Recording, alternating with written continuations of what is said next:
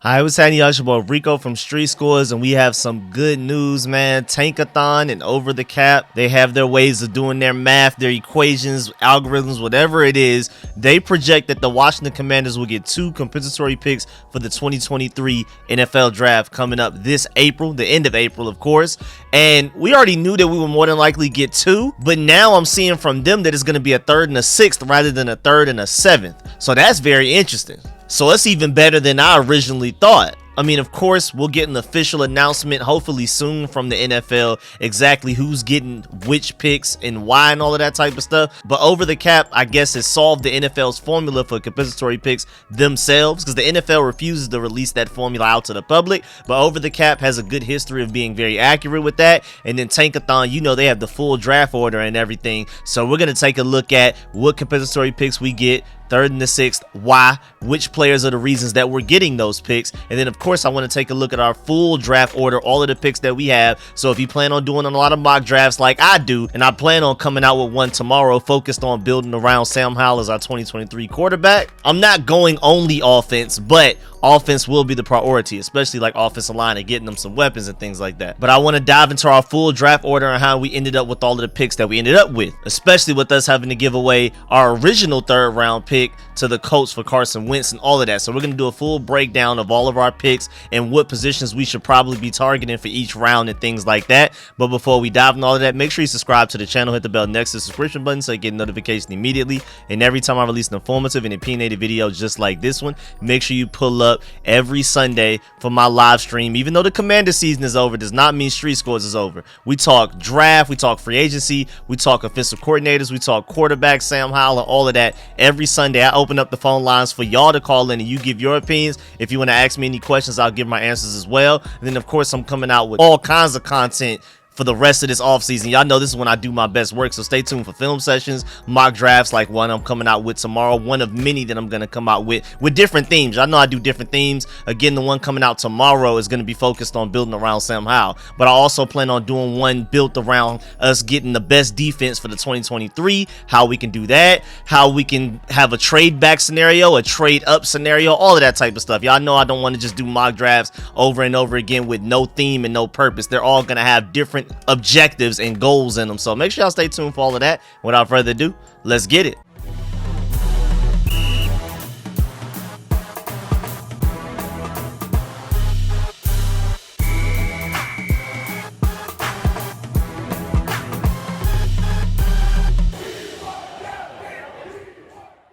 All right, so first of all, like I already reported, we will apparently get a 3rd and a 6th round compensatory pick in this upcoming 2023 NFL draft.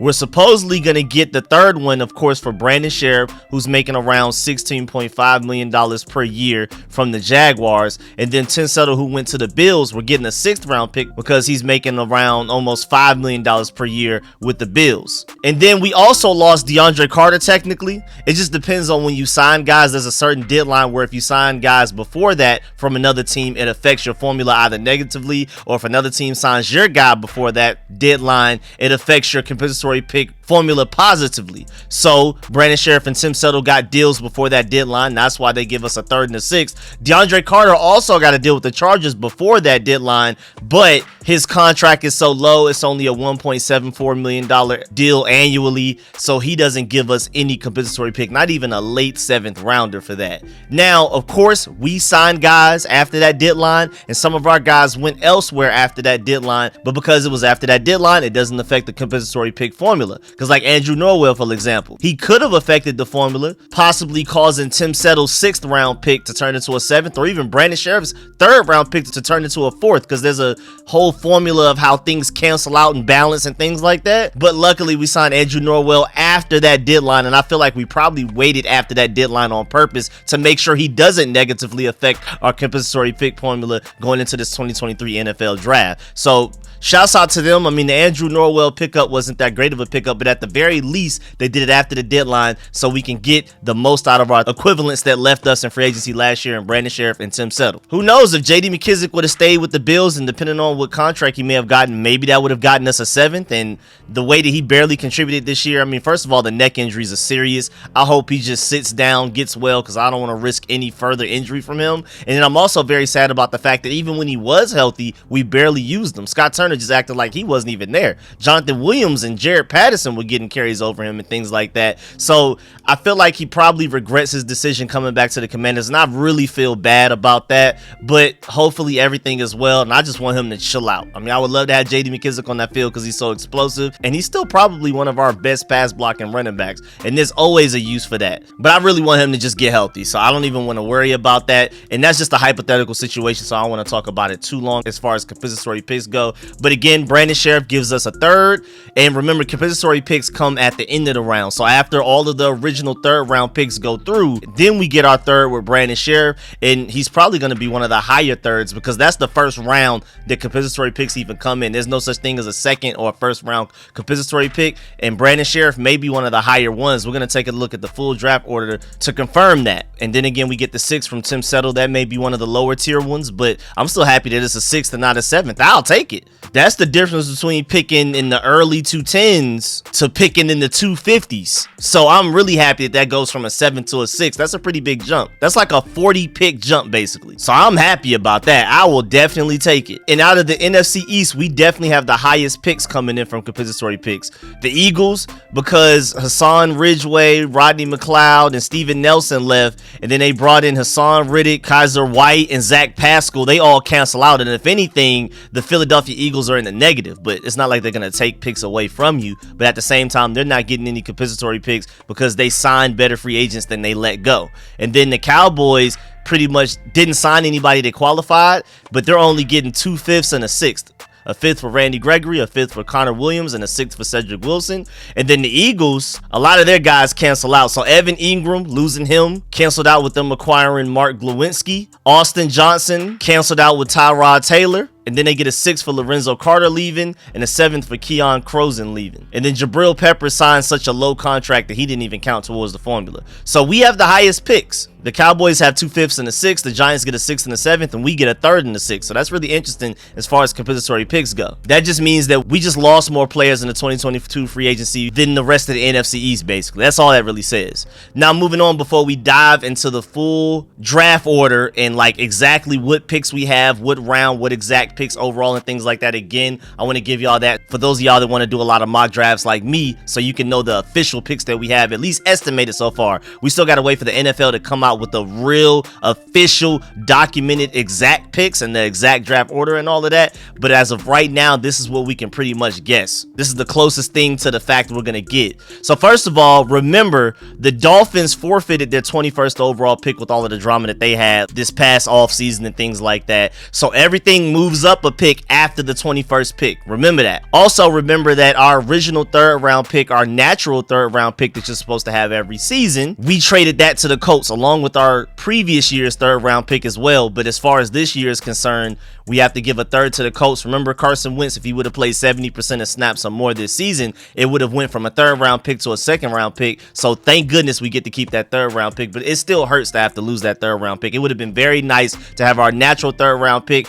and our compensatory 3rd round pick that's going to come from Brandon Sheriff. We would have had 2 of them. Would have loved that, but it is what it is. Now moving on, our official picks so far until the NFL officially releases the exact draft order from start to finish. Right now we have a round 1 16th overall, then a round 2 47th overall, round 3 97th overall, round 4 117th overall, round 5 150th overall, round 6 192nd overall, and then another round 6 214th overall because of Tim Settle, and then a round 7 234th overall. So as of right now, we have 1 pick in each round along with an extra 6th round pick. So out of 7 rounds, we have 8 picks so far, but I wouldn't be surprised if the Commanders ended up trading back again this year. I feel like we're more likely to trade back this year than last year, because last year I wanted Jamison Williams and Kyle Hamilton so bad, but it worked out very well. We ended up with Sam Howell, Brian Robinson, Jahan Jahan Dotson and Cole Turner because we traded back. And now looking back at it, that was a genius move.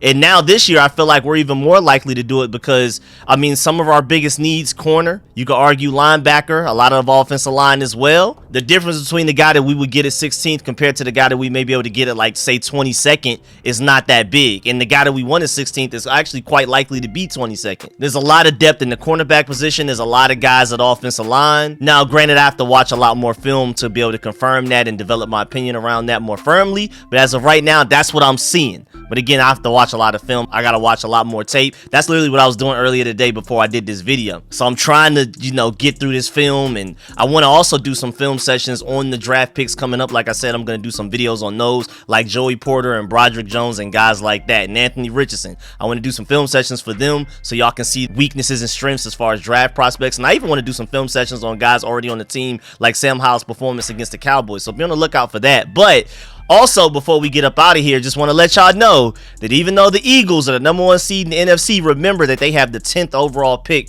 because of that trade with the Saints last year. So remember that. We are not the first NFC East team to pick in this draft. Even though we are the last place NFC East team, even though we were right there in the playoffs, we just folded it away. Missed opportunities. Sad way to end the season. And it would have been nicer if we had a higher draft pick, at the very least somewhere 14 or up. But it is what it is. But remember, even though we're last place in the NFC East, does not mean we're the first pick, because again, the Philadelphia Eagles had a 10th overall pick. But then after we picked 16th, the Giants picked 26th, the Cowboys picked 27th, and the Eagles picked 32nd. So far, I mean, that's just based off of seeding. We won't officially know until teams start winning and losing in the playoffs. That's when we'll start to know the official draft picks. As of right now, we only know the draft picks of guys that have already lost in the playoffs. So basically, the Minnesota Vikings, who just lost to the Giants, and up. That's all we know. After Miami lost to the Bills, I mean, they were supposed to have the 21st pick, but again, that's forfeited. So now the Chargers, after they lost to the Jaguars the way that they did, they were awarded the 22nd pick, but again, all picks move up one, so they technically have the 21st pick. The Ravens lost to the Bengals. Game was closer than it should have been, honestly.